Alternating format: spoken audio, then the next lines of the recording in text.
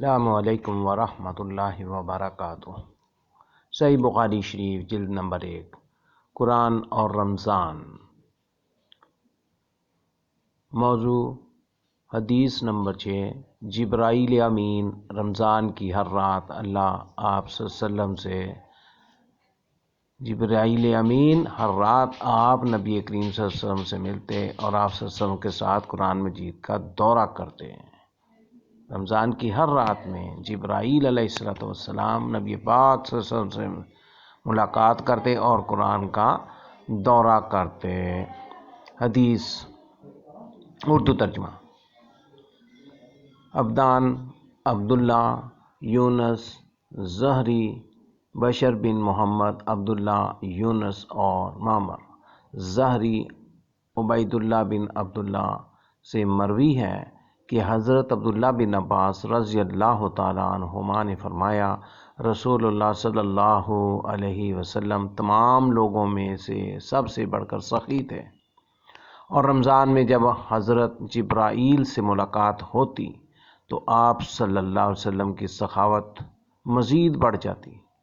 جبرائیل امین رمضان کی ہر رات آپ نبی کریم صلی اللہ علیہ وسلم سے ملتے اور آپ صلی اللہ علیہ وسلم کے ساتھ قرآن مجید کا دورہ کرتے ہیں۔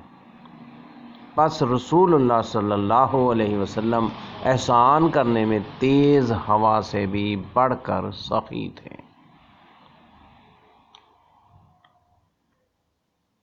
اس حدیث مبارکہ میں یہ بہت اہم الفاظ پائے جاتے ہیں قرآن اور رمضان کے متعلق۔ وَكَانَ يَلْقَاهُ فِي كُلِّ لَيْلَةٍ مِّن رَمَضَانَ فَيُدَارِسُهُ الْقُرْآنَ، یعنی جبرائیل امین آپ نبی کریم صلی اللہ علیہ وسلم سے رمضان کی ہر رات میں ملاقات کرتے اور قرآن مجید کا دورہ کرتے۔